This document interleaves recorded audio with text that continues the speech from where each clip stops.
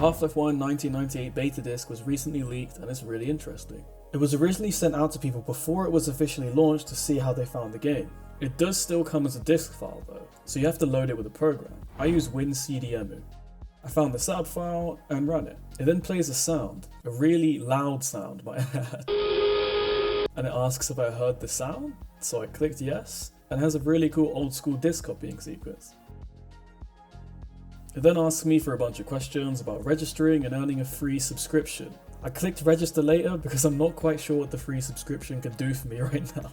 Then it asked me if I want to go to this hardware vendor site, which was actually really cool. It took me to this local website with a bunch of old school hardware options, and it was a nice little time capsule to the past to see what hardware was considered the best back then. Then it said my beta had expired. So I changed the date on my computer to October 1998, which was the date of the beta. And when I tried to run it again, it actually worked. Then that moment when the OG Sierra intro and the Valve intro played.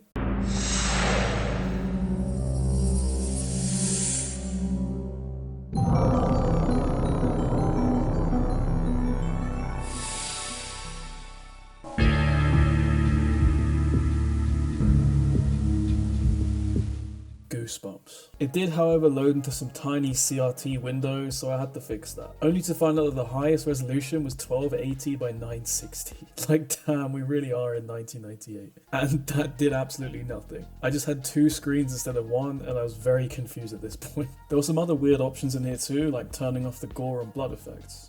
Once I actually got into the game, my resolution was fine, I guess. It was basically just like a CRT box. I loaded into the hazard course to see how that was. And to me at least, it seemed pretty much exactly the same, except I didn't have a HUD, and I also had infinite grenade slots for the SMG. And I also played a bit of the first chapter, and noticed that it was the same too. But you have to remember this beta took place about a month before the game came out, so there's not really that much different going on. I also tried speeding up the tram in the first section, and this happened. The Black Mesa Research Facility personnel. Commands like the Impulse 101 command to get every single weapon in the game didn't work either. I tried loading into Zen and the 9th chapter, and everything still seemed exactly the same. I then decided to look through all the folders and found this section where people were supposed to open these documents and leave their thoughts about the game. It was really interesting to me to see all these little documents, knowing that people all those years ago were filling them in to let Valve know their first impressions on Half-Life 1. There's all kinds of questions about the user's experience on the game in here. I then noticed this cab file. It was about 200 megabytes in size, and I figured that this would be the file that had all the content in it. I tried downloading a couple programs,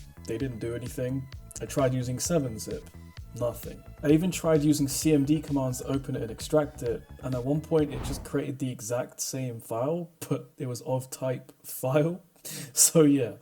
I kind of then realised that realistically, the guy who posted the original leak has probably found everything cool already, and I was right. The original leak of Regan found a lot of cool stuff, like the Cut Communication Center, an old school Pepsi vending machine, which was really cool, and he also found out that the rocket sequence from this version was a little bit different. If you want to see that, I'm going to leave this video in the description, so you can go give him his credits if you're interested. Post-edit note right quick.